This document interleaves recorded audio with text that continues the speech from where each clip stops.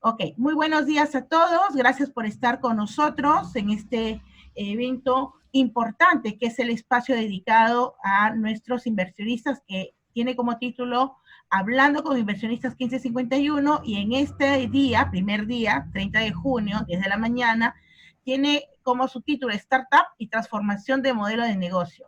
Este espacio está liderado por nuestro inversionista de Faster Capital, Tulio Pita, es un representante muy importante y mentor de 1551 que está liderando este espacio que va a tener este 30 de julio y cada 15 del mes. Vamos a tener siempre las citas con los inversionistas.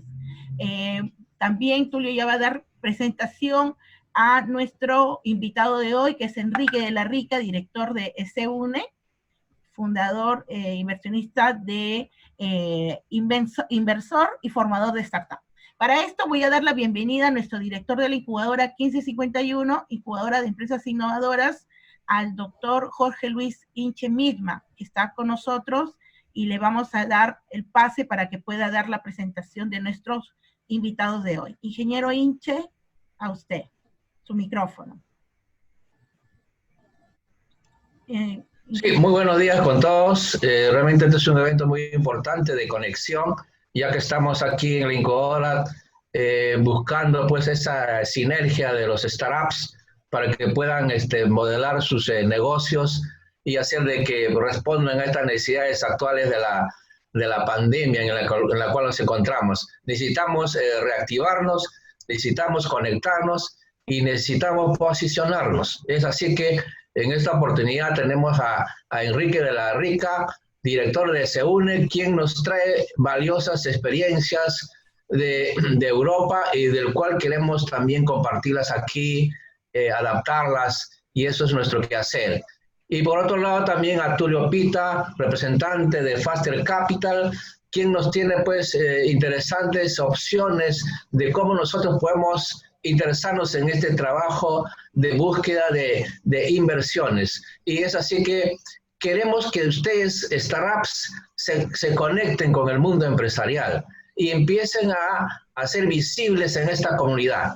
Y eso es todo lo que puedo decir y empecemos con este conversatorio. Adelante, Rosita Alcántara. Muchísimas gracias, director. Muchas gracias. Vamos a pasar ahora la posta a nuestro mentor de 1551, el doctor Tulio Pita. A ti, Tulio.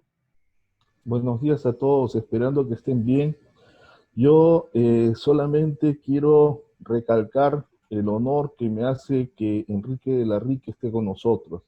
Enrique de la Rica es un apasionado, yo lo calificaría como un doctor honoris apasionado de la innovación y la formación, porque él desde que lo conozco, lo veo dedicado al elemento factor cambio, y eso es algo que muchas veces se ha repetido, pero pocas veces se desarrolla.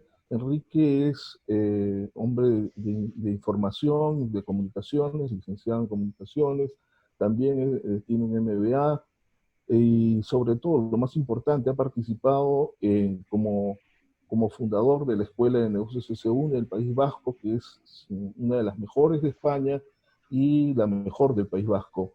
No quiero seguir dando más vueltas a esto, sino que me complace, me honra realmente que esté Enrique con nosotros. Un fuerte abrazo, quiero desearle la mejor de las exposiciones y lo dejo a él con toda esta experiencia que tiene, con la gran cantidad de libros que ha escrito. Ha sido el primer español que escribió sobre marketing digital y ha desarrollado, además con la Escuela de Negocios SUNE, una labor que trasciende su propia geografía, ya que está presente en Silicon Valley, en China, está presente también en la India. Y bueno, creo que lo dejo a Enrique para que él nos deje lo más rico de su vida, que es esta experiencia. Muchas gracias, Enrique. Muy bien. Pues muchas gracias, Tulio, por esta amable presentación, y muchas gracias, ingeniero Jorge Inche y Rosita Alcántara, por ofrecerme la oportunidad de compartir con vosotros experiencias, ideas al respecto de los cambios que se están produciendo en este mundo. Y sobre todo, mi agradecimiento a todos los asistentes, a los que estáis al otro lado de la pantalla, con vuestro entusiasmo y vuestra dedicación y con esa pasión que necesitamos en el mundo del emprendimiento para que, como dice el título de esta ponencia, las startups ayuden a cambiar el mundo a través de esa transformación en los modelos de negocio. En muchas ocasiones, cuando me dirijo a personas de empresa, a personas directivas, a empresarios, suelo hacer una pregunta. ¿Cuál es el mayor riesgo al cual estamos expuestas las personas directivas y nuestras empresas, las personas directivas y nuestros negocios? Podéis pensar, cada uno de vosotros, en una respuesta. ¿Cuál es el mayor riesgo al cual estamos expuestos día a día las personas directivas? Cada uno pues dará una respuesta en situaciones distintas, en función de la situación que esté viviendo en cada momento. El cambio, la financiación, los impagados, el confinamiento, etcétera, etcétera, etcétera. Pero realmente yo suelo sintetizar diciendo que el mayor peligro al cual estamos expuestas las personas directivas es a que nos cambie la cara. A que una mañana nos levantemos, nos miremos en el espejo y no nos reconozcamos a nosotros mismos, porque nuestra cara ha cambiado. Y de la noche a la mañana nos despertamos y tenemos cara de taxista. Tenemos cara de taxista. Alguno me dice, bueno, Enrique, ¿qué quiere decir esto de tener cara de taxista? ¿Cómo es hoy en día la cara de un taxista? No sé cómo será la cara de los taxistas en Perú, pero aquí en Europa y en España en particular tienen cara de señores muy, muy enfadados. De hecho, están siempre protestando, manifestándose, bloqueando las ciudades. ¿Por qué? Pues porque el mundo de la movilidad ha cambiado y, como sabemos, han aparecido nuevas formas de movilidad, plataformas de car sharing, negocios como Uber. Y claro, ello ha afectado de manera espectacular al mundo del taxi. Echan la culpa al gobierno por su laxa regulación, a las empresas multinacionales, a las nuevas tecnologías, pero los verdaderos culpables son ellos. ¿Por qué? Porque si paramos a analizar el sector del taxi, en los últimos 50 años no han cambiado una sola coma de su modelo de negocio. Coger un taxi hoy en día en una ciudad europea es exactamente igual, la misma experiencia que hacerlo hace 30, 40, 50 o 60 años. Y esto le está sucediendo a muchos empresarios en muchos y distintos sectores. No cambian su modelo de negocio, actúan día a día con una metodología de continuidad y no se dan cuenta de que el mundo está avanzando a gran velocidad y que en un momento determinado aparecen startups que cambian para siempre determinados modelos de negocio. Aquí tenemos a unos jóvenes estudiantes en el año 2007 en un pequeño apartamento de San Francisco. Esos estudiantes, a fin de mes, no tenían suficiente dinero para pagar el alquiler de ese apartamento. Claro, yo suelo preguntar, ¿qué hace un estudiante en España cuando a fin de mes no le llega el dinero para pagar el alquiler de su apartamento? No sé lo que hará en Perú, pero aquí en España es bien sencillo. Saca su teléfono y llama a su papá o a su mamá. Y su papá o su mamá, ¿qué es lo que hacen? Pues le envían los 40, 50, 100 euros que le hacen falta para terminar de pagar ese apartamento. Y si al mes siguiente le ocurre lo mismo, vuelve a llamar a papá o vuelve a llamar a mamá. Pero en Estados Unidos, llamar a tus padres para que te envíen dinero no es una opción. De manera que a la gente no le queda otro remedio que ponerse a pensar, darle a la materia gris, utilizar su creatividad, su imaginación y su talento para resolver la situación. Y a uno de los dos amigos del apartamento se le ocurre decir, oye, vamos a ver, hay momentos en que aquí en San Francisco los hoteles están llenos, cuando hay grandes eventos, cuando hay alguna gran conferencia. ¿Por qué no ofrecemos alquilar y que la gente duerma en nuestro apartamento? Y dice, bueno, me parece buena idea, pero que duerman en tu habitación, porque yo no estoy dispuesto a dejar la mía, porque si alquilo mi habitación, a ver dónde voy a dormir yo. No hace falta que ninguno de los dos abandone su habitación, porque podemos comprar un colchón hinchable y ofrecer que la gente se quede a dormir en nuestro salón, en esa colchoneta hinchable les damos cama y desayuno. Oye, la idea les parece interesante, compran la colchoneta, lo difunden a través de un blog y no se les ocurre otra cosa que ponerle de nombre Bed and Breakfast, cama hinchable, colchoneta hinchable y desayuno. Efectivamente, estamos hablando del origen de Airbnb. En el 2007 estos estudiantes no tenían dinero para pagar el alquiler de su apartamento. 7 años después, Airbnb era una startup con una valoración de 10.000 millones de dólares. Y por aquel entonces, Brian Chesky, uno de los cofundadores, publicó un tuit que para mí es de los más emotivos en toda esta historia de la transformación de los modelos de negocio. Por aquel entonces, el director general de Marriott había comparecido ante los medios de comunicación para anunciar que este año Marriott iba a crecer en 30.000 nuevas camas. Brian Chesky lo retuiteaba diciendo, nosotros lo vamos a hacer la próxima semana. Fijaros el potencial de crecimiento de ese nuevo modelo de negocio, que en una semana crecía su oferta tanto como una de las principales cadenas de hoteles del mundo. Y además con una característica, sin tener activos propios, sin disponer de un solo edificio, de una sola habitación, de una sola cama o ni tan siquiera de un solo colchón en propiedad. No es de extrañar que la valoración de Airbnb haya continuado creciendo, que en un momento determinado superara los 25.000 millones, pero lo más interesante no es la cifra. Lo más interesante es que en un momento determinado superó a la valoración de las principales cadenas de hoteles del mundo. Otro ejemplo, el mundo del juego. Como hoy en día la mayor parte del juego se realiza online, habiendo desaparecido los casinos tradicionales en muchos lugares, los bingos tradicionales. ¿Sabríais decirme qué es esto que tenemos en la pantalla? Este aparato tan grande, mastodómico, con una cinta de cassette, aquí como la veis, efectivamente, es la primera cámara fotográfica digital de la historia. Ya ahí tenéis al señor Sasson, su inventor, en 1975, con esa máquina que pesaba 7-8 kilos y que era capaz de sacar pues 30 imágenes en blanco y negro y una calidad de 0,01 megapíxeles. 1975. La fotografía era un monopolio prácticamente de la empresa Kodak. Hasta 1996 no empiezan a aparecer las primeras cámaras digitales.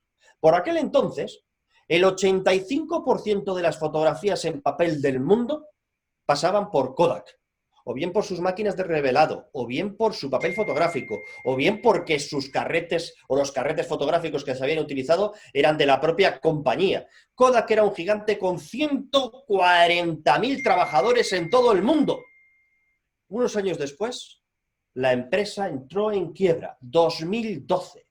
La aparición de la fotografía digital, la proliferación de la fotografía digital, esa misma fotografía que ellos habían inventado, arrastró a la compañía y su cotización comenzó a caer. La compañía entró en bancarrota. Pero hay un caso curioso. En ese 2012 nació otra startup que multiplicaba por 10 el valor de ese viejo imperio que era Kodak. Estamos haciendo referencia a Instagram. De nuevo, un cambio brutal en los modelos de negocio. Un cambio que se va trasladando a toda la sociedad. Seguro que conocéis a esa persona, Hillary Clinton.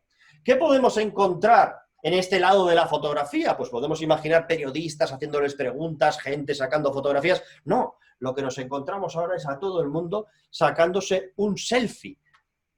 Un cambio de gustos, de costumbres, de aficiones.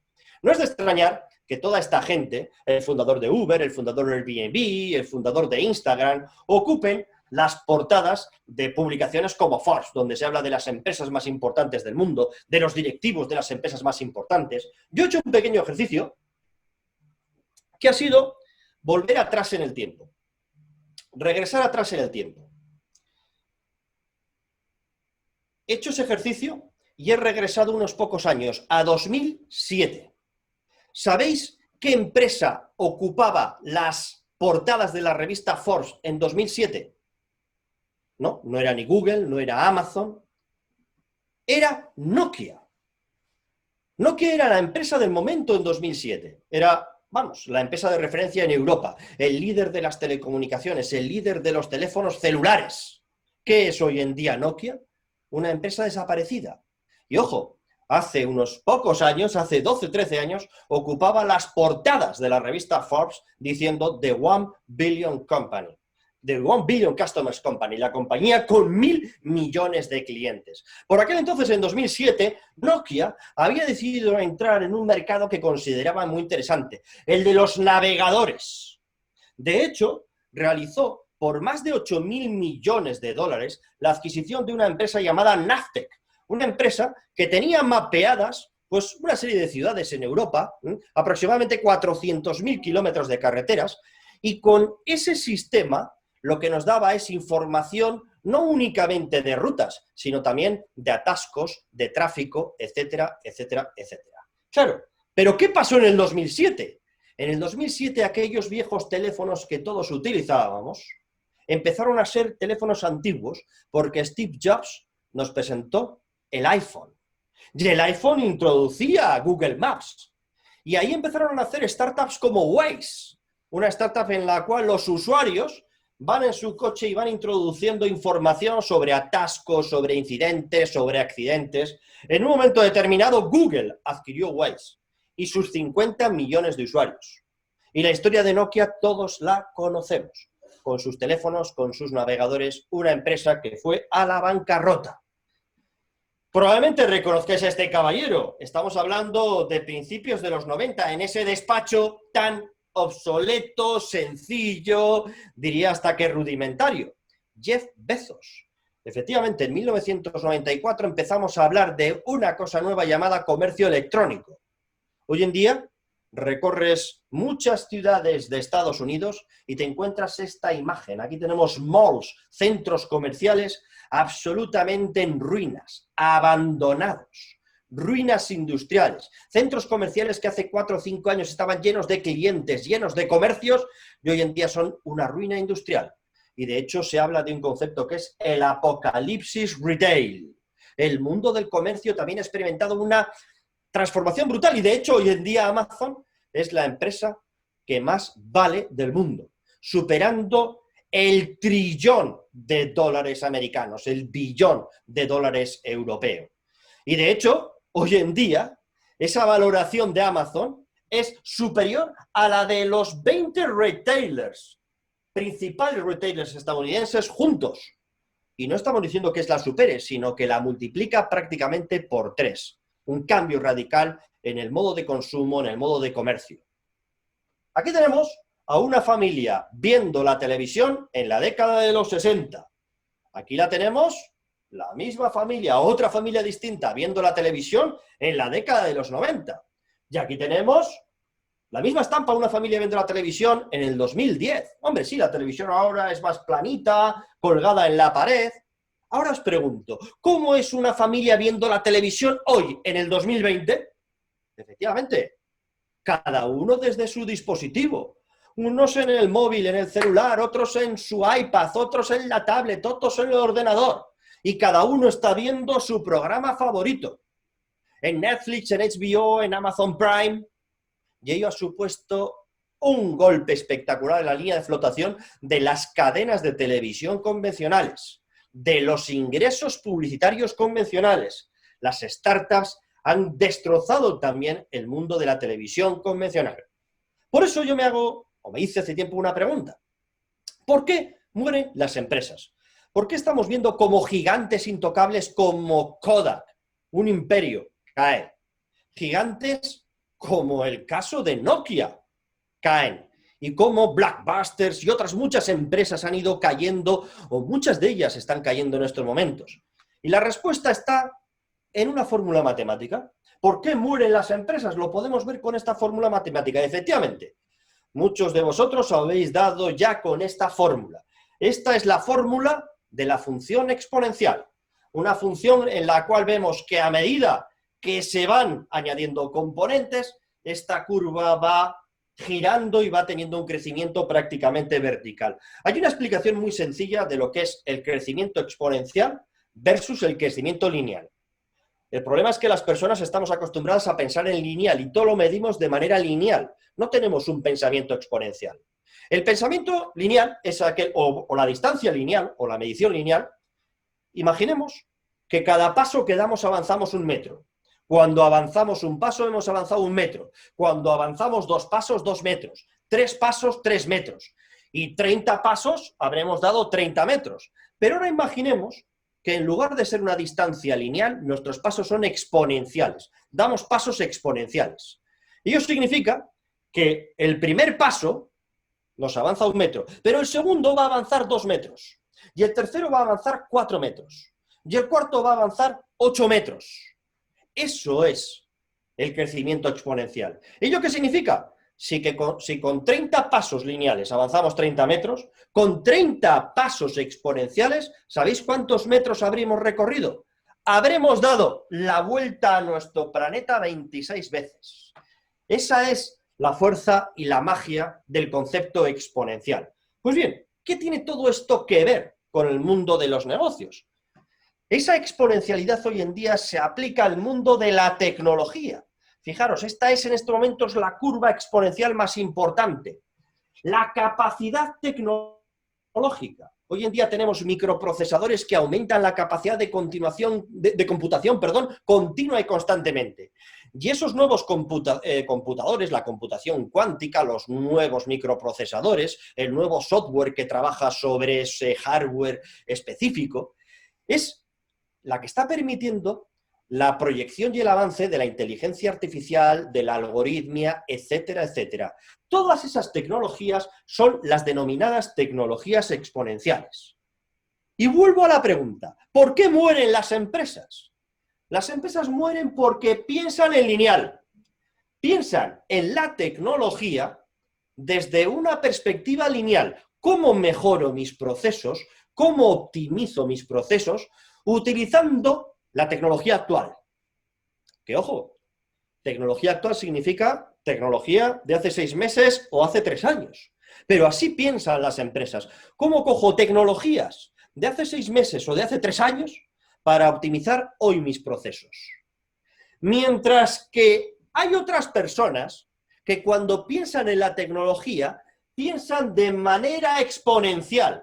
Piensan en cómo esa tecnología que va a llegar en los próximos 2, 3, 5 años va a cambiar los modelos de negocio tradicionales. Y es aquí donde está la gran diferencia, en el gap que existe en la forma de pensar entre la gente que piensa en exponencial y la gente que piensa lineal. Y en este gap es donde aparecen las startups de las cuales luego todo el mundo hablamos. Ahí apareció en su momento Google, y ahí han ido apareciendo Waymo, Instagram, Netflix, Spotify, etcétera, etcétera, etcétera. Aquí es donde tenemos que centrarnos, los emprendedores.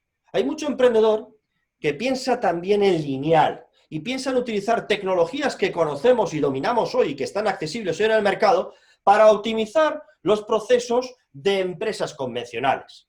Sin embargo, hay otro emprendedor exponencial que lo que hace es pensar en qué tecnología vamos a tener en 1, 2, 3, 5 años y empezar a trabajar ya para reinventar esos modelos de negocio.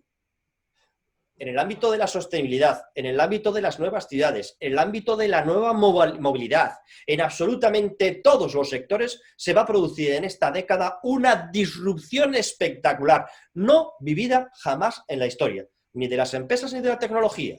Y esa disrupción, curiosamente, no va a venir de dentro de las viejas empresas. Esa disrupción va a venir y está viniendo ya de la mano de emprendedores y sus startups, y de la mano de aquellas corporaciones que comprendan el fenómeno startup e incorporen a sus estrategias de innovación modelos de innovación abierta que introduzcan toda la mentalidad, la filosofía y los conceptos y la agilidad que tiene el mundo startup, algo que es lo que hacemos habitualmente con las corporaciones con las que trabajamos en Dreamers Factory. Y hoy en día no podemos abstraernos de un factor de cambio fundamental: el coronavirus, la COVID-19. Hay mucha gente que dice que el coronavirus lo está cambiando todo. Yo particularmente pienso que no está cambiando nada, pero lo que está haciendo es acelerar el cambio. No es que el cambio se haya producido con esta pandemia, con este confinamiento.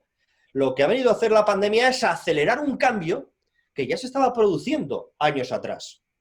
Me gustaría compartir con vosotros 4 reflexiones al respecto del coronavirus, la pandemia y el momento que estamos viviendo. 1929.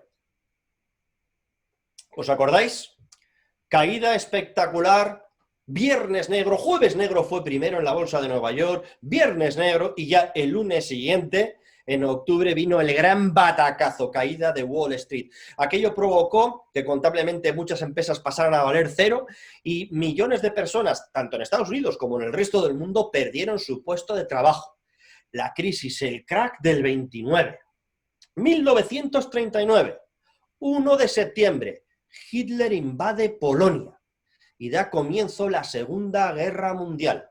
Una guerra que no solamente dejó 25 millones de víctimas, sino que dejó Europa desolada. Una gran factura a nivel económico en términos de infraestructuras absolutamente desoladas, pero sobre todo una sociedad destrozada, generaciones perdidas, dolor y mucho resentimiento, como generan todas las contiendas bélicas. 1973, de repente el precio de la gasolina empieza a subir porque el precio del petróleo empieza a crecer. Hasta entonces el petróleo había sido una utility, algo donde el continente, que era el barril, tenía un precio superior al contenido, el líquido negro pastoso que iba dentro de esos barriles. En un momento determinado el petróleo empieza a ver cómo crece su valor y la gente piensa que el mundo se va a venir abajo. De hecho, en Estados Unidos se produjo una gran crisis conocida como la crisis del petróleo. Finales de los 80, los mercados bursátiles vuelven a tener otra jornada negra, otro jueves negro. Las divisas de todo el mundo empiezan a caer, pero ya no es solo Wall Street, los mercados ya están interconectados y aquella explosión de la bolsa en Wall Street arrasa bolsas de otros muchos países, generando de nuevo una importante crisis económica. ¿Y quién no se acuerda, por supuesto, en este mundo de las startups, de nuestra propia crisis, la del año 2000, la de la burbuja de las empresas.com?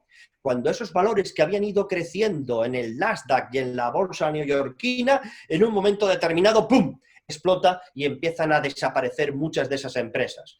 Y recientemente todos hemos vivido esa famosa crisis en la que veíamos un día tranquilamente desde nuestros televisores a los señores que trabajaban en Lehman Brothers coger una caja de cartón, introducir ahí dentro sus enseres personales y tener que abandonar su puesto de trabajo porque Lehman Brothers cesaba sus actividades, dando origen a esa crisis que arrastró al mundo en el 2009, en el 2010, en el 2011, crisis de las hipotecas subprime en un principio, pero tremenda crisis financiera con el paso del tiempo. Pues bien, primera de las reflexiones que quiero compartir con todos vosotros. De las crisis siempre se sale. Siempre. Hemos vivido siempre crisis. Yo me he remontado 100 años atrás y os he hablado de 5 crisis espectaculares. Y de todas ellas se ha salido. Hay alguno que parece que dice que, vamos, como que es el fin del mundo el que tenemos con esta pandemia del coronavirus. De las crisis se sale. Pero segunda reflexión muy importante. En toda crisis hay losers y winners.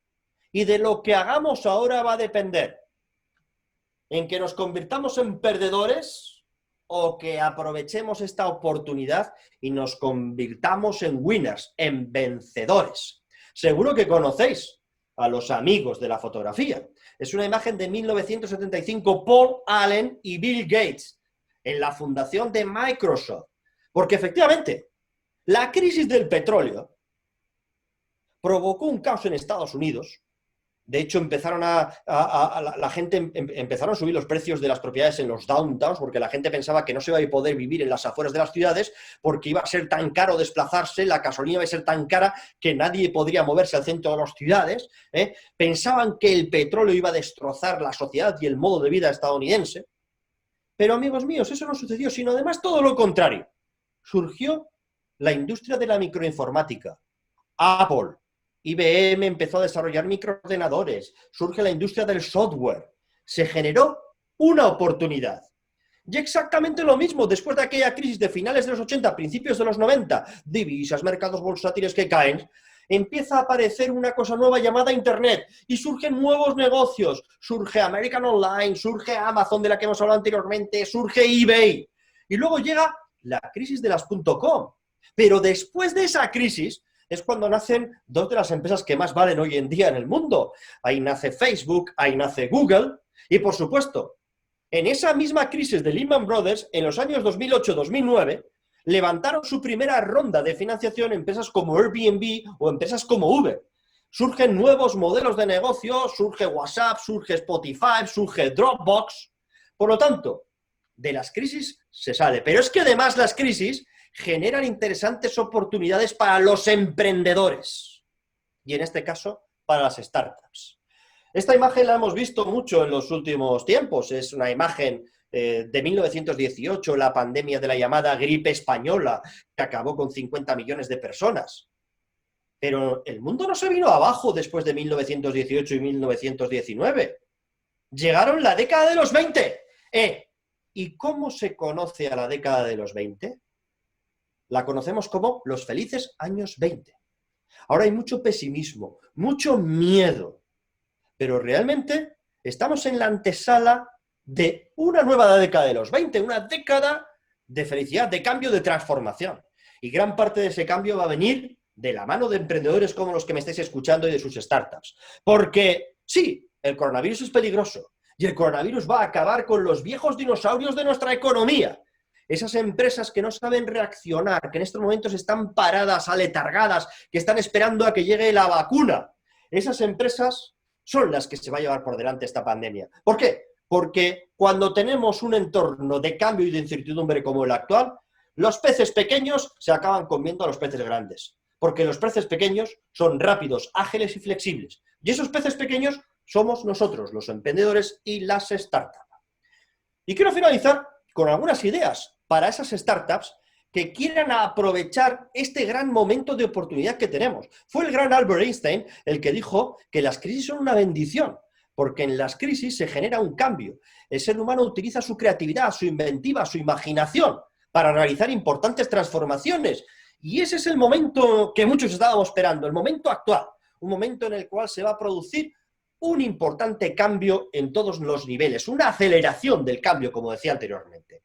Esta crisis tiene dos componentes que hemos de tener en cuenta a la hora de actuar sobre nuestra cartera de inversiones, por ejemplo, los inversionistas que estáis aquí presentes, o sobre nuestra apuesta por modelos de negocio si somos emprendedores o empresarios. Hay dos cuestiones a tener en cuenta. La primera es el impacto del distanciamiento social.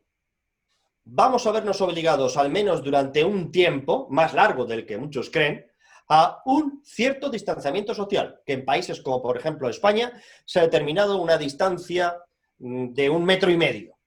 No podemos mantener una conversación a menos de 1,5 metros. Y no podemos estar un número determinado de personas en una estancia si no somos capaces todos de preservar 1,5 metros de distancia entre todos nosotros.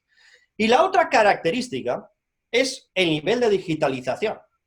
Porque no toda la economía se ha parado durante este confinamiento y durante esta pandemia.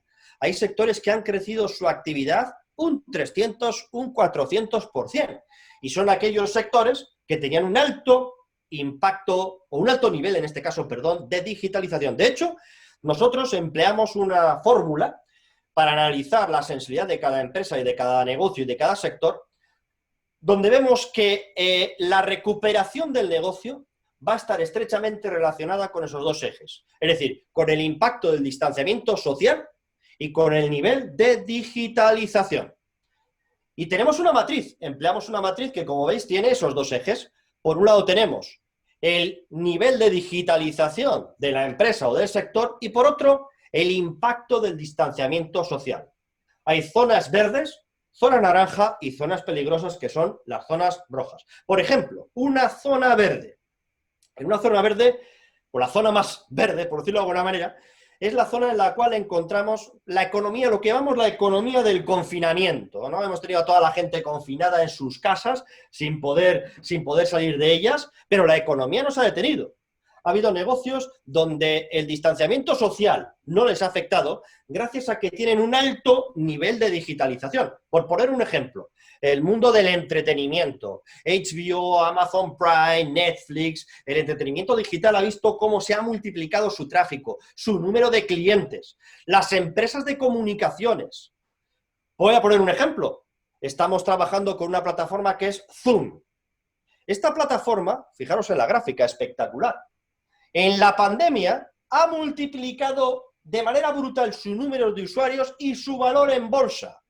De hecho, hoy Zoom vale más en bolsa que las 10 principales aerolíneas del mundo juntas.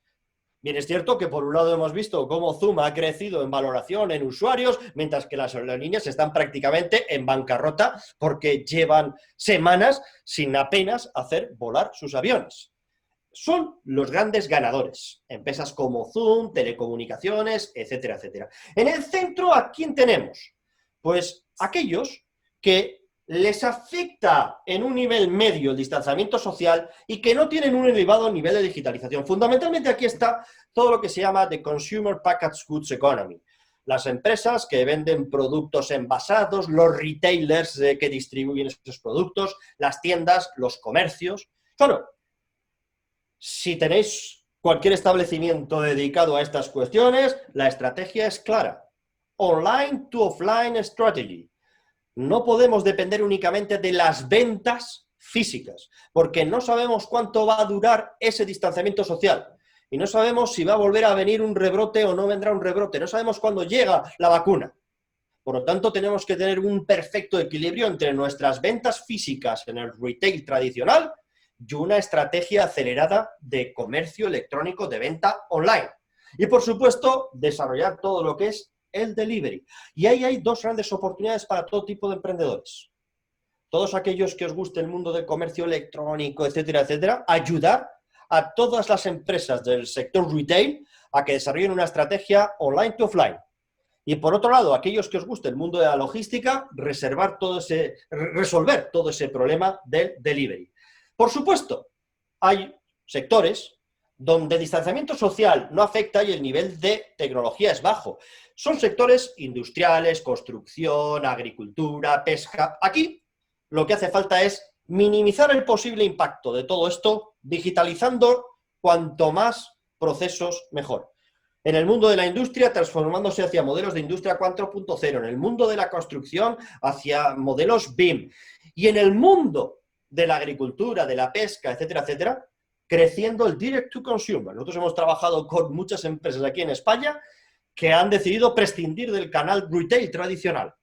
Productores de producto agroalimentario que están creando su propia estrategia directa, porque el cliente además se ha acostumbrado a no ir a los puntos de venta, porque en primer lugar hemos estado confinados en casa y en segundo lugar, pues todavía es peligroso poder ir a un lugar donde hay tanta gente, donde hay tanto contacto, y la gente se ha acostumbrado a comprar directamente desde su teléfono móvil desde plataformas de comercio electrónico. Direct to consumer. Y por último, tenemos las zonas rojas. Aquí tenemos los negocios con un alto impacto del distanciamiento social. Estos negocios son los que tienen que salir de aquí cuanto antes. Y ojo, emprendedores. Estos son ámbitos de negocio donde actualmente se abren muchas e interesantes oportunidades. Estas empresas que están aquí, no les queda otro remedio que subir hacia arriba. No les queda otro remedio que cambiar su modelo de negocio apoyándose en tecnologías digitales. Un ejemplo es el mundo de la formación. He hablado de Zoom, que gran parte de su crecimiento se ha debido a que millones de alumnos en todo el mundo de colegios, universidades, escuelas de negocio están siguiendo hoy sus clases vía Zoom. Pero exactamente igual hay un montón de empresas que están teniendo a sus teletrabajadores con reuniones utilizando Teams, utilizando Zoom y cualquier otra plataforma. El mundo de la educación requiere en estos momentos de muchas soluciones tecnológicas, plataformas de videoconferencias, plataformas para hacer exámenes, plataformas que mejoren los contenidos online, asesoramiento para que los profesores cambien su...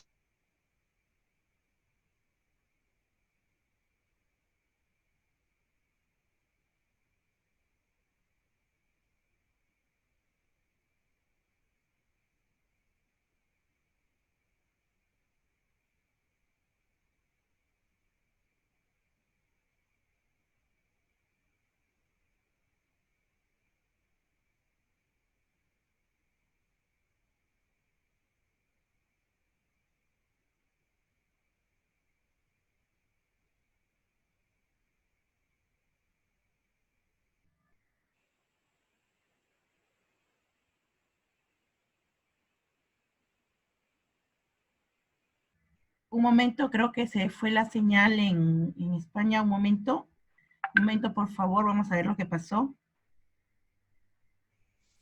Sí, Rosita, el expositor ha salido. Ya, entonces un ratito, por favor, no se vayan, que entre el panelista en un momento. Muy interesante el tema, está en lo mejor. En lo mejor del tema. Tulio, ¿estás por ahí?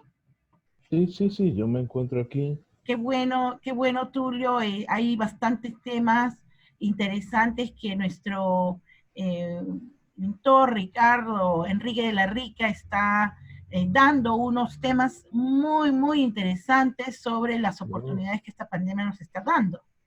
yo creo que es una clase magistral del refugio y de creatividad para poder crear nuestras propias fórmulas, sobre todo para los que recién van a empezar una startup. Creo que Enrique lo está haciendo de manera bastante práctica y está haciendo referencia tanto histórica como la experiencia actual de lo que se puede desarrollar. Y además que está probado que no queda otra alternativa. La oportunidad de tomar nuevos giros para empresas digitales es una opción a la cual nos tenemos que acostumbrar, porque si antes a las empresas convencionales, no digitales, se les pedía adaptarse a la situación y muchas han quebrado, ya no están en el mercado, las empresas digitales con mayor fuerza, con mayor presión, son las que tenemos que empezar también un proceso de adaptación. Yo creo que Enrique ha enfatizado eso muy claramente, sobre todo al hacer el recorrido en el tiempo de lo que ha significado estas crisis de en los últimos siglo XX y en el actual siglo XXI. Creo que las crisis nos están forzando a buscar nuevos caminos, nuevas rutas. Y es en esos caminos en donde nosotros tenemos oportunidades de perfeccionar lo que ya tenemos o generar una reingeniería, una reestructuración de lo que actualmente manejamos. Lamentablemente en Latinoamérica, y creo que muchos somos testigos de eso, se nos ha vendido la idea de que esto es fácil, de que, digamos, generando una constante vocación de poder y de cambio se puede hacer, pero en realidad hay que investigar bastante, hay que trabajar mucho para eso. No basta con investigar el producto y lo que podemos hacer, sino también la investigación de mercado. O sea, nos queda hacer también marqueteros nosotros mismos y generar nuestra propia investigación. Ya creo que está Enrique. Sí, ya Sí. volvió. Ya volvió. Hola. Bienvenido. Esta tecnología que tanto adoramos, en un momento determinado me ha dejado fuera. ¿Me escucháis bien ahora, no? Sí, muy bien, estás en lo mejor, te lo juro, nos está gustando muchísimo, nos has dejado en la garganta con la ganas de seguir. Vamos, no te quitamos más minutos y sigamos. Perfecto. Dale, Perfecto, Enrique. muy bien. Bueno, pues nada, pues disculpar por las cuestiones técnicas. Decíamos, precisamente nos ha interrumpido cuando hablábamos de ese mundo de la educación. Tiene que cambiar. En estos momentos en Europa pues tenemos un gran problema por saber cómo va a ser la vuelta de nuestros niños al colegio, desde los niños de las guarderías de preescolar, pasando por la educación primaria, la secundaria, la universitaria, etcétera, etcétera. Aquí hay grandes oportunidades para todo lo que es las necesidades de formación online. Pero es que esto del distanciamiento social luego lo trasladamos a multitud de negocios y sectores. El mundo de los gimnasios. Va a ser imposible que podamos volver a una actividad normal en los gimnasios donde la gente toca las mismas máquinas, donde hay sudor, donde continuamente te están llevando las manos en la cara para quitarte este sudor. Y es aquí donde además el confinamiento ha despertado la sensibilidad de la gente por cuidarse.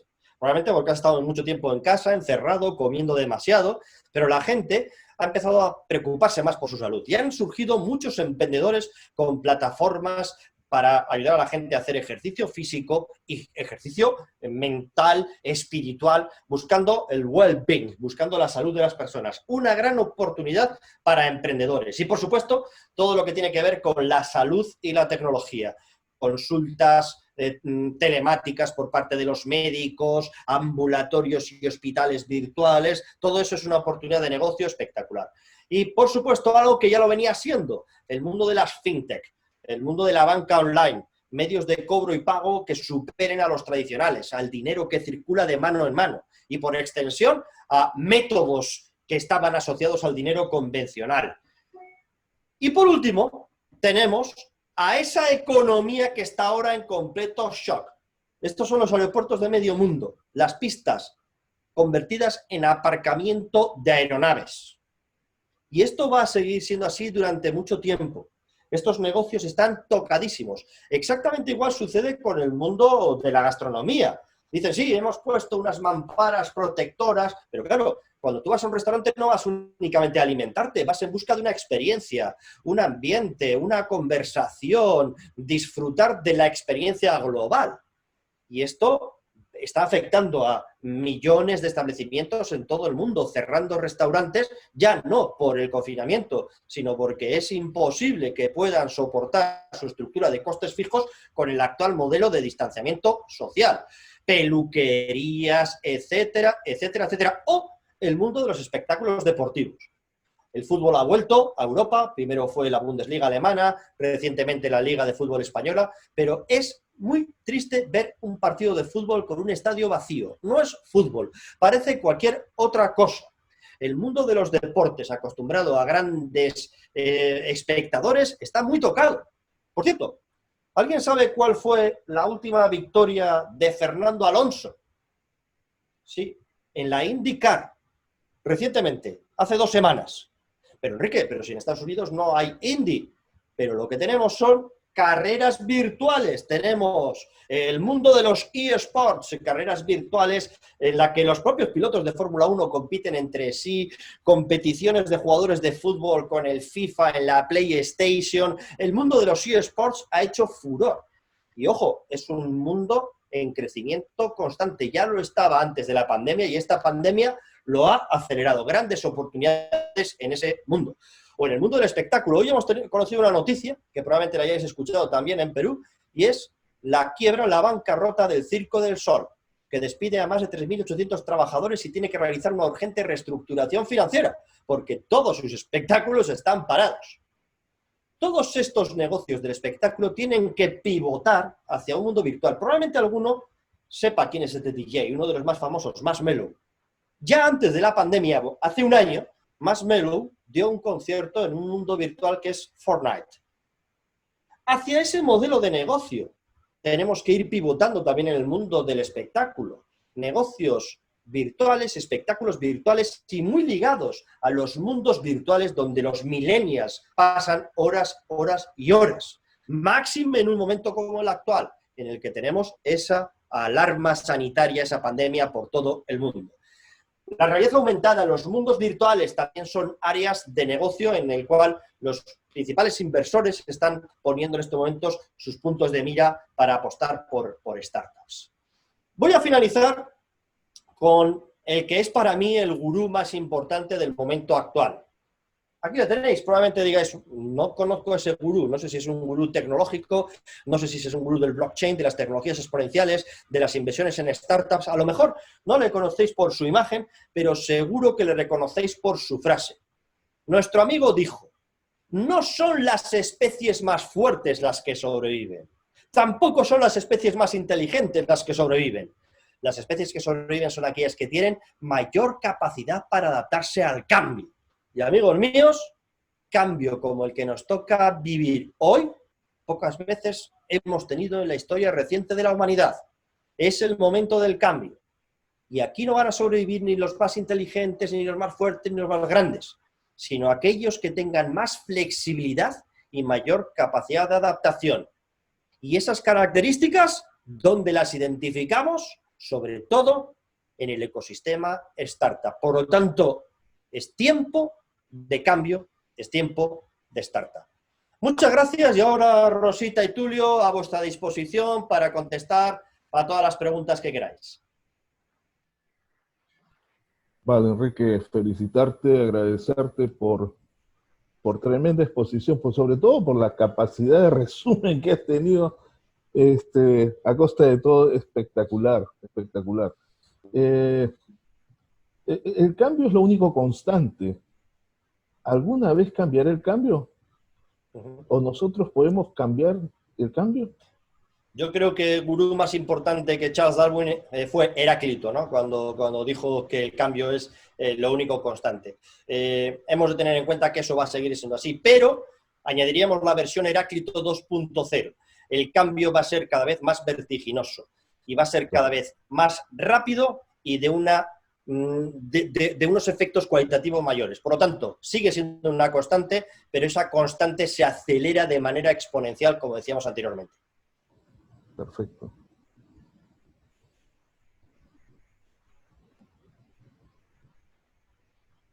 ¿Hay algunas inquietudes más? Porque no quisiera concentrar.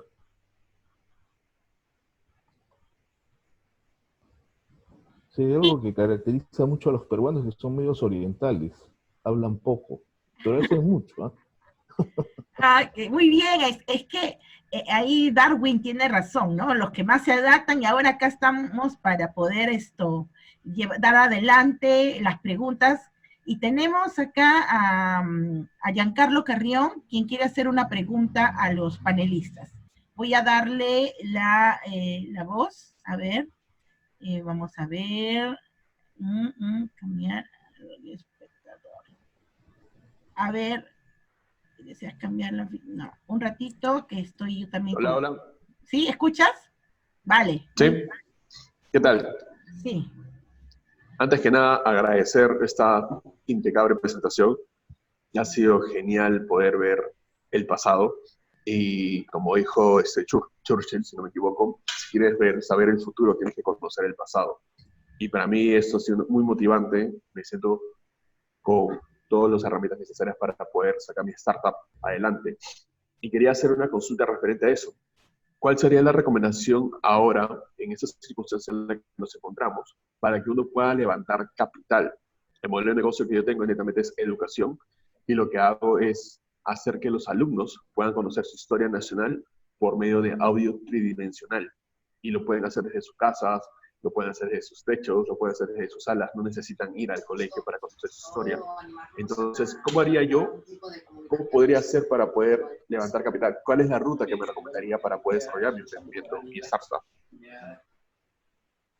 Muy bien. Igual, Tulio, tú desde Faster puedes responder con tu punto de vista y yo respondo luego con el mío. Ya, sí, por favor, empieza tú. Bueno, vamos a ver, en estos momentos hay que tener en cuenta de que ha habido un shock y se han parado las rondas de inversión en muchísimas startups, pero el dinero rara vez se detiene. En estos momentos nosotros lo que hemos visto es que el dinero se está concentrando en aquellos sectores donde en la matriz hemos visto que hay menor impacto de todo ello. Entonces, yo lo que te sugeriría es tener claro un modelo de negocio donde demuestres que el nivel de digitalización consigue una excelente propuesta de valor y se minimizan los riesgos derivados de lo que actualmente representa esta pandemia. Esto es lo primero y lo básico para conseguir buscar esa financiación, esa inversión, ese capital que hace falta para los negocios. Yo quisiera añadir a lo que bien ha dicho Enrique, que hay que ser constante, porque las inversiones no, por lo mismo que están buscando retornos más rápidos, porque es lo normal, un inversionista busca retornos rápidos, están viendo no solamente Latinoamérica, sino se van al Asia, se van a ver qué hay en Europa, etcétera. Por lo tanto, nosotros lamentablemente no somos la primera oportunidad. Sin embargo, Giancarlo, yo creo que hay que tener constancia y hay que estar ahí, detrás. Tú tienes un excelente producto, yo lo conozco, pero se requiere tal vez armar un poco más la propuesta, armar el paquete, si quieres verlo así, y presentarse no a uno, sino a otros, y armar conexiones, armar network que permita acelerar el proceso que te lleve hacia la inversión. En el caso de Faster Capital, nosotros hacemos contacto, pero eso no quiere decir que todos los inversionistas se van a mostrar atentos a un determinado servicio o producto que presenta la startup. Ellos tienen un tipo de búsqueda y a veces de suerte también, porque depende de qué inversionistas están en esa ronda y llegaron justo los inversionistas que están dirigidos a educación y te captaron. Pero un día llegas a la ronda y en esa ronda hay inversionistas más bien dirigidos a publicidad digital y no les interesa. Es así esto, ¿no? Es un mercado y a eso tenemos que concentrarnos. En estos momentos, en el mundo de la educación, las inversiones se mueven en todo lo que es tecnología para poder desarrollar la formación virtual. Hace poco hemos levantado una ronda para una empresa, por ejemplo, de autentificación del individuo que hace los exámenes online. Claro que necesitas saber quién tienes delante, que no te engañen con una cámara, que no te engañen con un vídeo, que el examen no te lo haga alguien que está más preparado que tú. O sea, que hay una gran problemática que ha surgido por la necesidad de hacer todo online y ahí hay mucho dinero para soluciones tecnológicas que resuelvan esos problemas, pero siempre ha sido así. Es decir, grandes problemas que requieren soluciones y que esas soluciones vayan a generar valor son los que van a concentrar mayor capacidad de inversión. Perfecto, perfecto. Muchísimas gracias. Gracias por la respuesta. ¿Me podría ver el correo que tienes atrás? Porque no logro visualizar bien el correo. Mi correo, sí. enrique@sune.edu. Perfecto. Cualquier cosa que queráis, ahí estoy a vuestra disposición. Perfecto. Muchísimas gracias por la respuesta. Muchísimas gracias. A ti. Más preguntas, Rosita.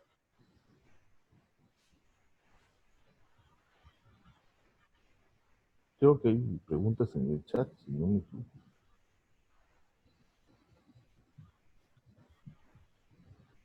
La señorita Rosa Luque dice: ¿la adaptación es una relación de la edad? Yo no creo que la adaptación sea una cuestión asociada a la edad. Hay personas que tienen desarrollada esa capacidad de adaptación y la mantienen toda su vida, y al mismo tiempo te encontramos individuos jóvenes que temen al cambio, que no creo que sea una cuestión de la edad. Bien, es cierto que con la edad, pues a lo mejor nos hacemos más cómodos, no estamos tan ávidos de nuevas experiencias como con la juventud, pero no quiere decir que el joven se adapte mejor al cambio que el adulto. Ok, muchas gracias. Tengo también otra persona que quiere hablar. Aurelio Cifredo quiere hacer una pregunta directa a nuestros panelistas. Aurelio, ¿puedes hablar? Ya tienes micrófono. Ya, ahora sí. ¿Me escuchan? Buenos días. Sí, buenos días. ¿Qué tal? Ahí te dejo con los panelistas. Sí, más que todo quería hacer una intervención referente, si lo tomamos como pregunta o de repente como incógnita, lo que yo siempre, bueno, yo, sinceramente, al tiempo que estoy yo como profesional en el magisterio, me he dado cuenta de que siempre nosotros hemos disfrutado de todos los avances de la tecnología que se da en Europa, Estados Unidos y otros países, ¿no? Entonces, mi pregunta es, ¿a qué se debe que ellos han desarrollado tanto?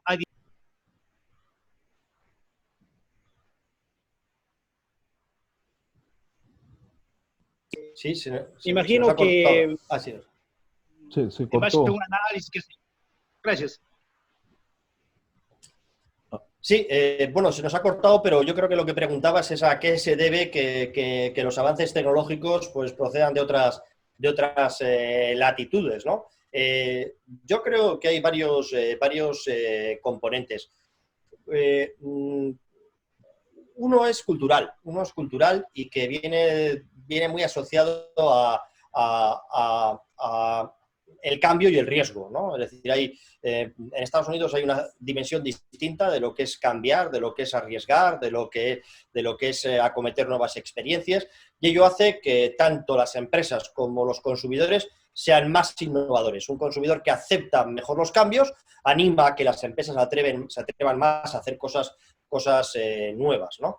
Y por otro lado, el potencial de inversión. Hoy en día el cambio está muy asociado, como bien has dicho tú, a la tecnología y, lógicamente, aquellas economías que tienen una renta per cápita superior o una concentración de capital mayor, pues son las que más pueden traccionar de ese cambio tecnológico. Y es lo que está sucediendo, por ejemplo, en China, ¿no? Con una apuesta decidida por parte de su gobierno por nuevas tecnologías y por tecnologías como la inteligencia artificial, etcétera, etcétera. Entonces son dos factores, ¿no? Uno cultural y otro económico.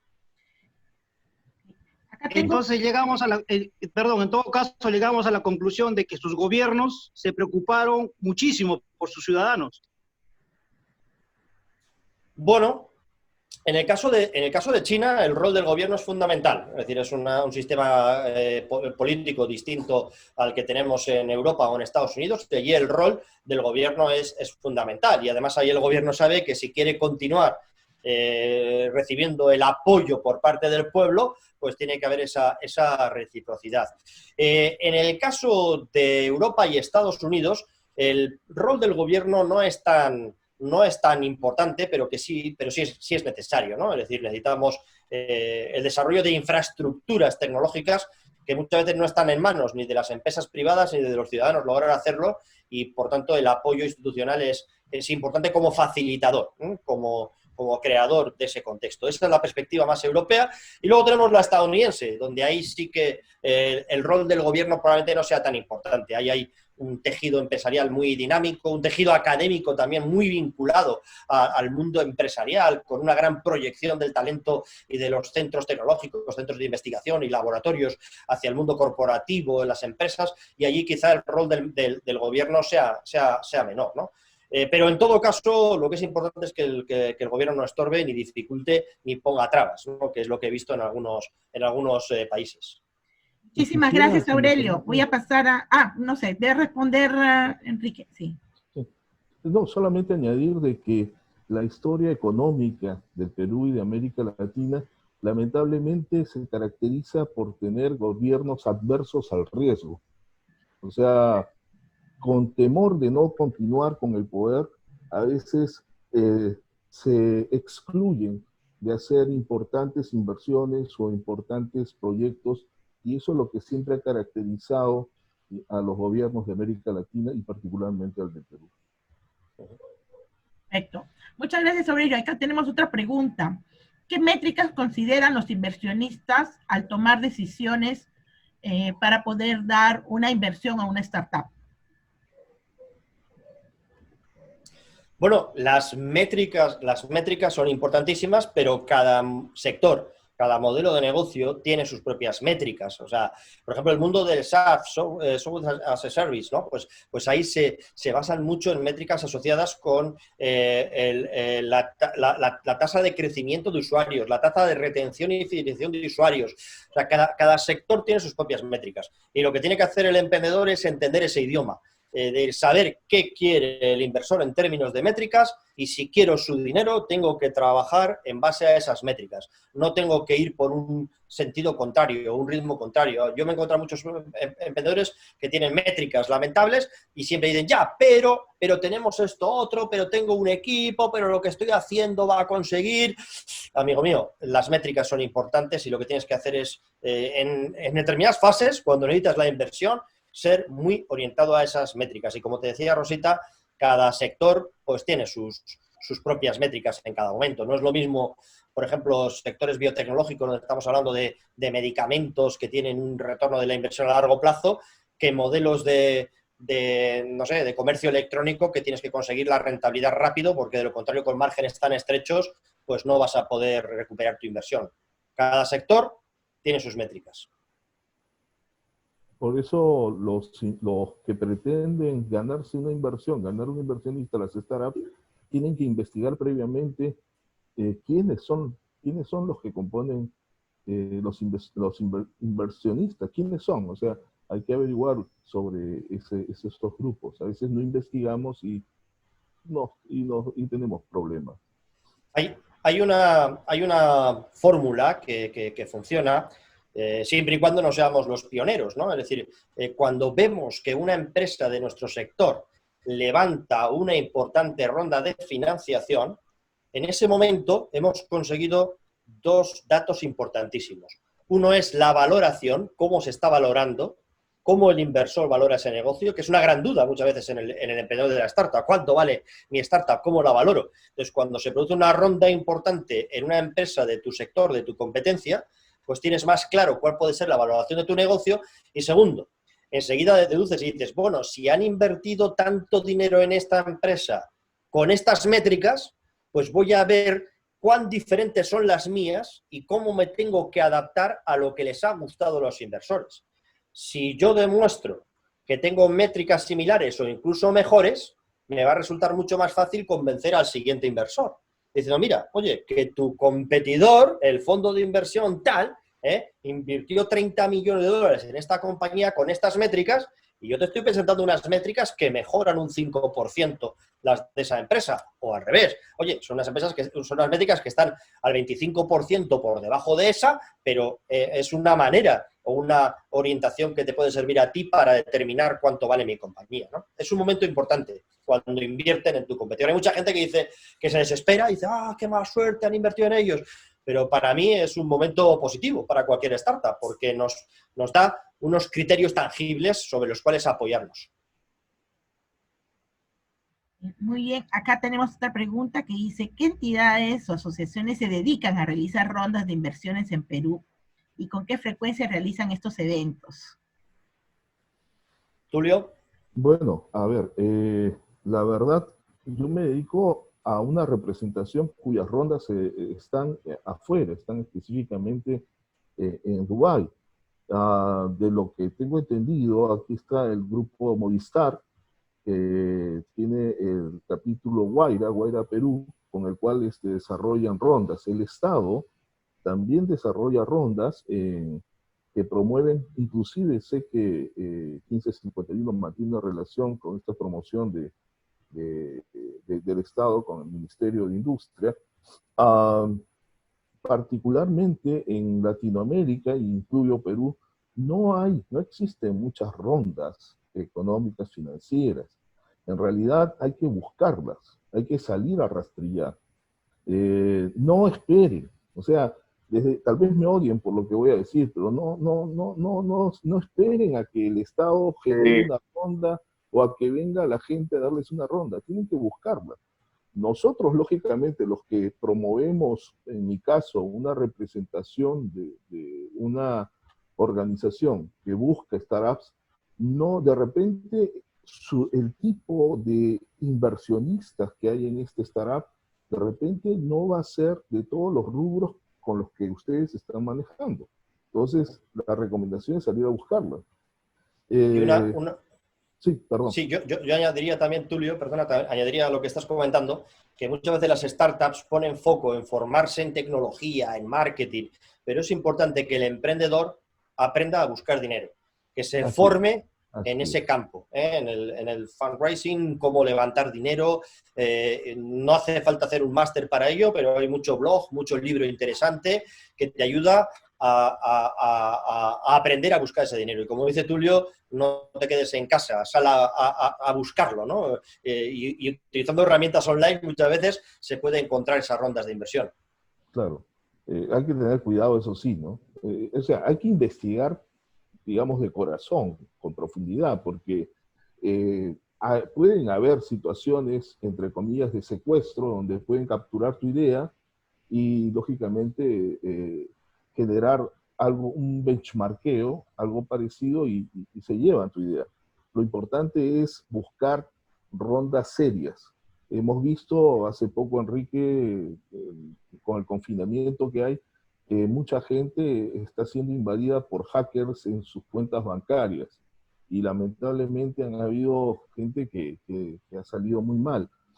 Esto trae justamente a colación de que las personas que salen a investigar lo hagan bien. Y lamentablemente ese es otro problema que tenemos en Latinoamérica, que la investigación no es una de nuestras características. Es que ahí ya viene todo este cambio. Esto de la pandemia tiene que generar nuevas tendencias y es ahí donde nosotros tenemos que empezar a quebrar nuestra propia mente y actitudes, ¿no? Ok, hay otra pregunta de parte de Martín Yao, dice, pregunta para Enrique, aparte del sector de tecnología y comunicación, ¿cuáles son las industrias en Europa que van a crecer más cuando termine la pandemia? Bueno, realmente la pregunta tiene dos momentos, ¿no? Es decir, cuando termine la pandemia o durante la pandemia. Es decir, lo que está claro es que durante la pandemia van a crecer todas aquellas en las cuales no esté afectando el distanciamiento social y puedan desarrollar bien su modelo de negocio apoyado en la tecnología, como hemos visto anteriormente. Ahora, ¿qué sucederá cuando acabe la pandemia? Aquí ya es difícil y hay dos teorías. Hay algunas que dicen que esos hábitos de consumo nuevos no se van a alterar y que, por lo tanto, lo que teníamos antes de la pandemia va a perder grandes cuotas de mercado, por ejemplo, el turismo convencional, la compra retail convencional, pero por otro lado hay economistas y psicólogos que dicen que en el momento en el que acabe la pandemia vamos a ver un repunte de esas actividades, es decir, que la gente que no iba de compras va a ir de compras porque quiere disfrutar de aquello que no ha podido tener durante 1, 2 o 3 años, que la gente va a querer ir más de vacaciones y volar más de lo que volaba anteriormente. Entonces, después de la pandemia lo desconozco, o sea, no te sabría decir porque hay dos teorías totalmente opuestas unas de otras. Y además ahora estamos muy centrados en eso, en qué sectores son los que van a crecer. Lo que está claro es que todo lo que tenga que ver con digitalización de procesos va a tener una continuidad después de la pandemia. ¿Por qué? Porque una cosa nos ha quedado clara, que las pandemias existen y que no vamos a tardar otro siglo en vivir la siguiente pandemia. De hecho, ayer detectaron en China un nuevo brote de gripe porcina, que puede en un momento determinado llegar a saltar a los humanos. Entonces, claro, esa gripe porcina en un momento determinado salta a los humanos, se convierte en epidemia y nos podemos encontrar con dos pandemias prácticamente simultáneas, ¿no? Vivimos en un mundo muy interconectado, un mundo globalizado, y lo que está claro, y no lo digo yo, lo habéis visto en conversaciones que se han tenido con personas como Bill Gates, etcétera, etcétera, las pandemias pues van a ser algo más frecuente de lo que han sido hasta ahora. Y por lo tanto, todo lo que tiene que ver con hacer la vida más fácil con una pandemia a través de la tecnología va a tener un gran futuro. Y hay algo que no he mencionado antes en mi presentación, pero que es muy importante. En España hemos tenido un gran problema y muchas muertes en las residencias de ancianos. Las residencias de ancianos prácticamente se habían convertido en aparcamientos de personas mayores, ¿no? Personas en unas condiciones de poca salud, bastante afinadas. Entonces, lo lógico es que las personas cuando tienen 80, 90, 100 años, pues continúen viviendo en su entorno familiar, cercano, en su propia casa. Y la tecnología puede ayudar a que eso sea así. Monitorización constante de sus vitales, de sus constantes vitales, teleasistencia, robots sociales, que están desarrollando robots que acompañen a las personas mayores. El Silver Economy, todo lo que tiene que ver con las personas mayores, creo que es algo que va a crecer durante la pandemia y va a seguir creciendo durante la pandemia. Y, por supuesto, los seres humanos nos hemos dado cuenta de lo importante que son los problemas globales. Y cada vez yo creo que hemos interiorizado mucho más en esta pandemia, que acabaremos con el coronavirus, pero que tenemos ahí fuera otra alarma paralela, que es la crisis medioambiental. Entonces, esas industrias medioambientales, sostenibilidad, nuevas energías, todo eso es algo que va a tener un crecimiento espectacular. Ya lo está teniendo y va a seguir teniéndolo cuando acabe la pandemia.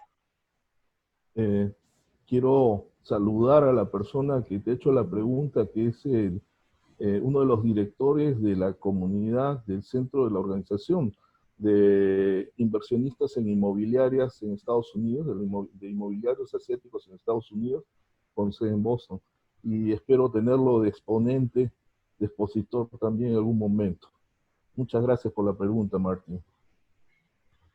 Bien, si desea después le vamos a pasar también la cosa para que tu espacio, que es Hablando con los Inversionistas de 1551, tiene que continuar a crecer, así que invitamos de todas maneras a todos. Cada 15 días vas a tener, Tulio, tu espacio en 1551 como mentor, y por eso cuando preguntaban dónde encontramos los inversionistas, los vas a encontrar acá con la incubadora 1551, donde nuestros mentores como Tulio, Enrique de la Rica están uniéndose, ahora se está uniendo Martín y otros más. Estamos haciendo nuestra red de mentores dirigidos a todas las startups que están proponiendo ideas de innovación. Vamos a pasar ahora con Manolo Arizaga, que alzó la mano hace poco. No sé si desea todavía hacer preguntas a nuestros panelistas. Manolo, estás con el micrófono, puedes preguntar. Si deseas, si no puedo pasar a las preguntas, porque ahí estás, Manolo. Sí, hola, ¿cómo están? Mira, la consulta solamente era para tocar algo que ya habían comentado, ¿no? Acerca de, en base a su experiencia, hay muchos startups, muchos negocios que han crecido en la pandemia y luego de la pandemia seguirán teniendo ese crecimiento o se mantendrán, porque el entorno que conozco, amigos, gente de trabajo, familiares, están ansiosos por salir, ¿no? Entonces están consumiendo mucho de lo que habían comentado, streaming, tiendas online, delivery, pero estoy notando que tienen esa ansiedad de poder volver a salir, volver a ir a comprar, poder ir al cine, poder ir a la playa, viajar. Entonces, ¿cómo ven? Yo supongo que es la misma visión que debe tener un inversionista, ¿no? ¿Cómo pongo mi dinero en una empresa que de repente acá el próximo año ya no va a tener el mismo crecimiento, ¿no? Iba por ahí mi pregunta.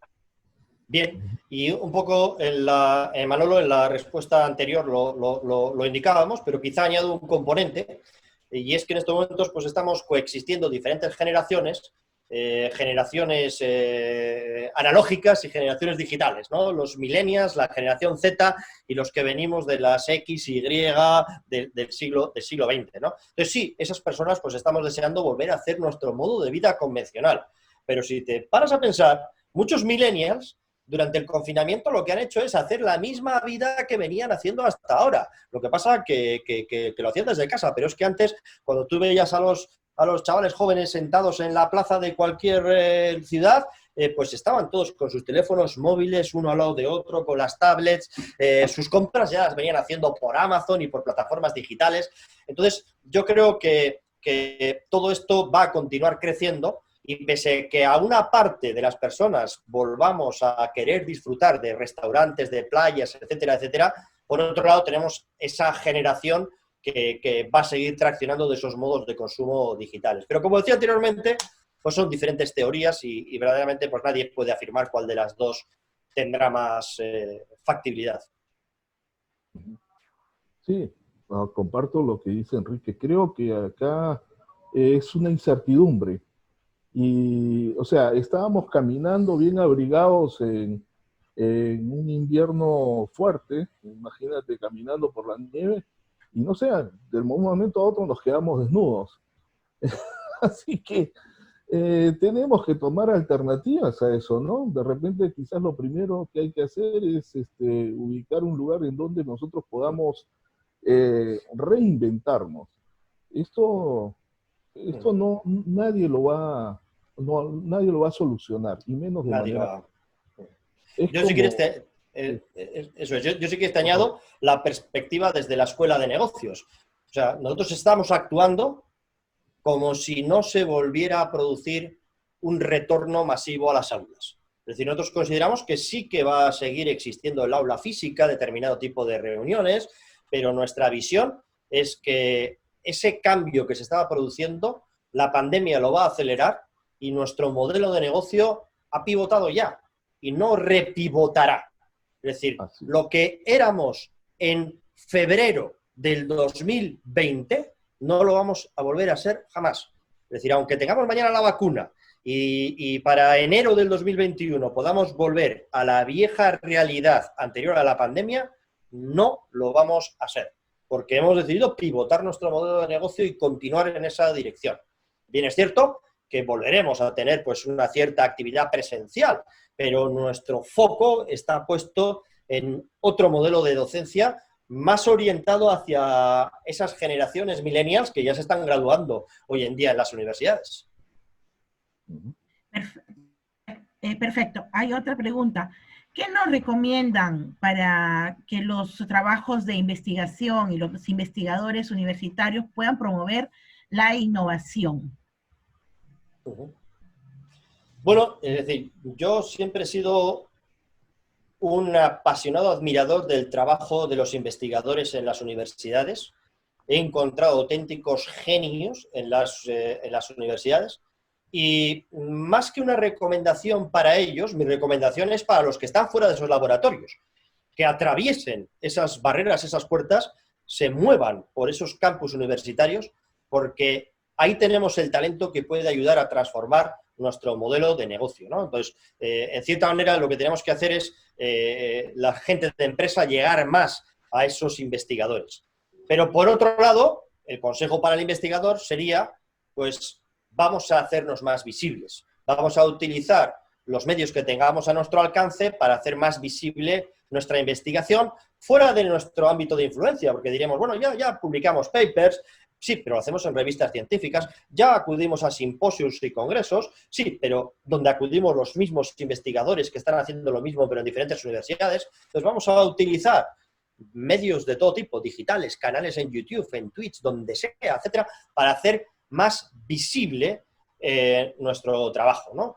Pero teniendo en cuenta eso, de que ya nos estamos preocupando desde el otro lado de llegar hacia ese talento, porque la palanca de transformación de los modelos de negocio no es la tecnología, es el talento, ¿no? Entonces tenemos que localizar ese talento. Y como he dicho anteriormente, en el mundo de los laboratorios y de los centros de investigación universitarios está lleno de un talento espectacular. Yo quisiera añadir algo. Me acuerdo, y esto lo digo con conocimiento de causa de Enrique también, allá en los 90, a fines de los 90 y comienzo de 2000, las clases online se veían con subestimación. Al menos acá en Latinoamérica era así. O sea, no, la clase tenía que ser presencial. O sea, el profesor tenía que verme a los ojos para saber que decía la verdad.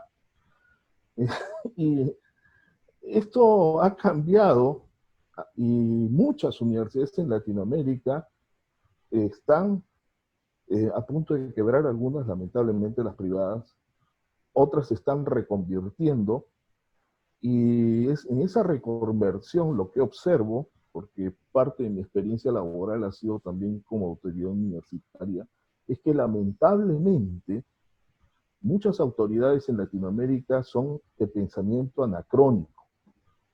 O sea, ratifican de repente lo que dice Darwin en su teoría, pero solo lo ven así, como teoría.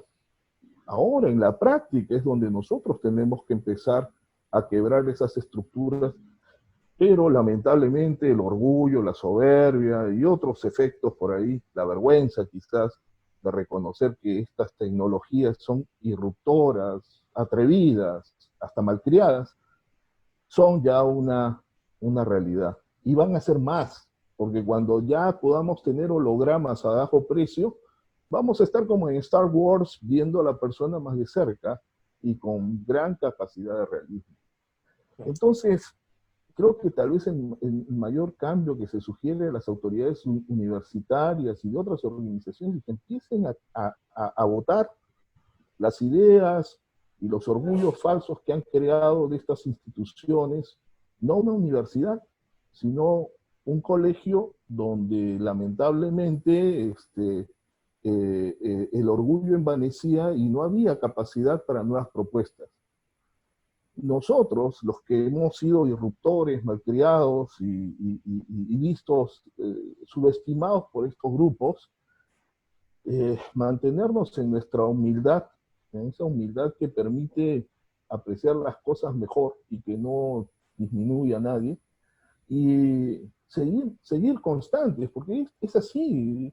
Yo me acuerdo cuando acá yo ofrecía los servicios y los productos online, me veían como raro, como un gusano que había salido de la pera, y no de la manzana siquiera, sino de la pera. Pero si esto no da calidad, no hay calidad. Y ahora todo el mundo lo usa. No hay que escupir al cielo, ¿no? Ese era mi humilde comentario. Y creo que ahí va la otra preguntita más, y creo que estamos ya llegando, si hay otras preguntas, muy bien. William dice, ¿cómo saber si mi startup está listo para salir a una ronda de inversiones? Bueno, para eso precisamente está el apoyo de los mentores. O sea, es decir, siempre es importante tener un mentor que te diga cuál es el momento, porque salir antes de tiempo puede ser un error. Puedes agotar cartuchos, puedes agotar relaciones, puedes agotar oportunidades y puedes generar una imagen o un efecto contrario al deseado, ¿no? Una imagen negativa que te sea un lastre para el día de mañana. Además, hay mucho inversor que te va a escuchar una vez, no te va a escuchar una segunda. Entonces, es importantísimo no salir hasta que tienes todo preparado. Y en ese caso, busca feedback, Busca feedback o bien de un mentor o bien de emprendedores que hayan ya levantado rondas de inversión. Busca feedback, presenta cómo está tu startup en este momento, cómo es tu pitch, cómo es tu equipo y trata de compensar aquellas lagunas que tengas antes de hacer ese lanzamiento, ¿no? Básicamente, busca feedback y que te digan, oye, pues sí, creo que este es el momento en el que estás preparado. No hacer prueba-error. Dice, bueno, salgo, pruebo y si me dicen que no, vuelvo y mejoro. Es un momento importante cuando te lanzas en busca de inversionistas y en ese momento tienes que tener todo a la perfección. El modelo de negocio, determinadas métricas y el equipo y tu pitch, que también es importante, no me lo quiero dejar atrás. Todo eso también todo depende de qué ronda de inversión. No es lo mismo si lo que estás buscando pues, es un capital semilla, que eso puede salir prácticamente con un PowerPoint, a que si ya estás buscando una serie A o una serie B, ni te cuento, ¿no? Pero siempre eso, busca feedback y que te corroboren que es el momento en el cual tienes todo preparado para dar el salto. Confirmo lo que dice Enrique. Creo que el mentoring es una cultura que nosotros deberíamos estar impulsando más, sobre todo en el Perú, porque gracias a Dios sí tenemos algo a favor, que en el Perú estamos acostumbrados a tener padrinazgo, a tener mucho de protección. Es una característica latina, pero en este país es algo que siempre se ha caracterizado. Transformémoslo en mentoring, ¿no? Eso es un poco lo que la propuesta.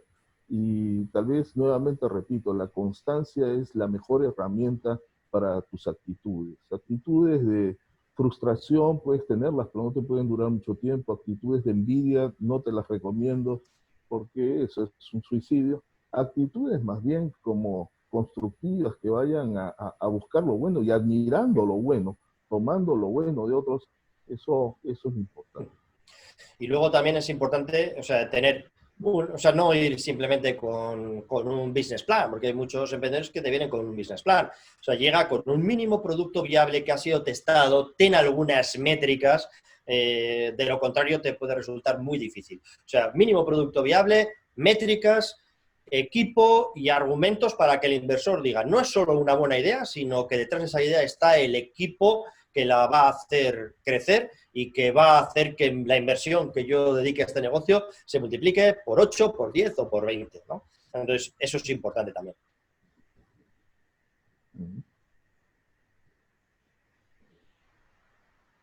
¿Otra pregunta?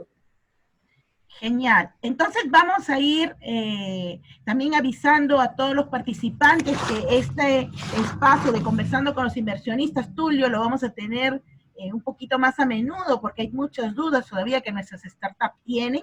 Y también voy a dar unas informaciones antes que pase a cerrar nuestro director de la incubadora junto con ustedes, lanzar la invitación que vamos a tener un taller de gestores de incubadora ahora en el mes de agosto, y un programa de iTalent de emprendimiento e innovación a septiembre. Estamos todos en convocatoria, pueden entrar a nuestra página, he puesto el link en la parte del chat, o en nuestras redes sociales 1551, en número, incubadora de empresas innovadoras, para que puedan ver toda nuestra novedad. Director, ingeniero Inche, usted, para que pueda cerrar junto con nuestros panelistas. Sí, en primer lugar, para agradecer la presencia de Enrique y de Tulio, quienes han permitido dar a conocer estos modelos de negocio que realmente necesitamos para poder entender esta situación de la pandemia. Realmente esto nos ha generado nuevos mercados. Tenemos, por ejemplo, personas vulnerables, ¿no? Que es un nuevo mercado que tenemos que tener especial interés. Por ejemplo, también este otro mercado que están comentando de las personas que gastan más o gasten menos. Sabemos que los sectores que son críticos en el país son salud, alimentos y educación. Realmente aquí podemos ir trabajando. Y también sabemos que la academia, como es la Universidad Nacional Mayor de San Marcos, que viene trabajando con la incubadora de 1551, pues realmente estamos también muy interesados en estos movimientos. Esto, diremos, estas teorías que manejamos en los estudios sobre modelos teóricos estáticos, ¿no? Por ejemplo, este caso de las 5 fuerzas de Porter, de alguna manera tiene que dinamizarse, ¿no? Ya que tenemos nuevos mercados que atender y tal vez estos indicadores que nos están mencionando, que nosotros interpretamos como indicadores anuales, pues ya no son anuales, ¿no? Tal vez son semanales. Entonces esto está generando nuevos espacios para entender mejor esta estructura de los modelos de negocio. Muchas gracias a toda la audiencia y esperamos vernos pronto. A la orden, Rosita Alcántara. Ok, director, muchísimas gracias, Tulio. Un agradecimiento especial a nuestro mentor, inversionista, y también a Enrique de Rica, que está directamente de España, Barcelona, ayer por la tarde. Muchísimas gracias por aceptar. Es vasco. Pues. Bilbao, directamente Bilbao. Muchísimas gracias, pero voy a dejar para que cierre Tulio, porque este es el espacio de Tulio como usted. Muchas gracias, muy amables por este espacio invalorable. Solamente agradecer en principio a Enrique, realmente valoro tu tiempo, realmente te agradezco mucho ese entusiasmo y lo que seguramente va a salir de esta unión con el mentoring y con todos estos programas que venimos conversando para todas estas personas, todos estos emprendedores, inclusive hasta soñadores que se están integrando. Te agradezco de verdad, Enrique, estoy muy emocionado de que hayas aceptado nuestra propuesta y agradecer a todos ustedes. Van a venir nuevas personas y quiero agradecer también la presencia de Martin Yao. Él ya nos está confirmando para agosto, septiembre, ya será momento para coordinar con él. Y bueno, que Dios los bendiga, cuídense mucho. Muy bien, Tulio, pues muchísimas gracias, ha sido un placer. Agradecer a Rosita Alcántara y a Jorge Hinche esta oportunidad de estar con vosotros. Es el inicio de una bonita relación en la cual vamos a combinar esfuerzos, tanto a nivel académico desde la Escuela de Negocios y la Universidad, como a nivel de startups y corporaciones a través de 1551 y de Dreamers Factory, que es nuestro Innovation Outpost. Por lo tanto, muchísimas gracias y mucha suerte a todos. Muchísimas gracias a todos.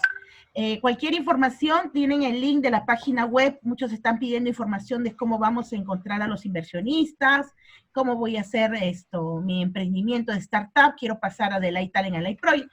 Muy bien, entonces esto les voy a dejar los correos, voy a dejar en la chat el link de la página web, donde pueden encontrar todo tipo de información. Muchísimas gracias a todos, hasta luego y buen día. Gracias desde Bilbao a nuestro amigo Enrique de la Rica. Gracias, Buster Capital, Tulio, y gracias, director, por permitir que estos eventos se realicen. A todos ustedes, muy amable. Gracias, gracias.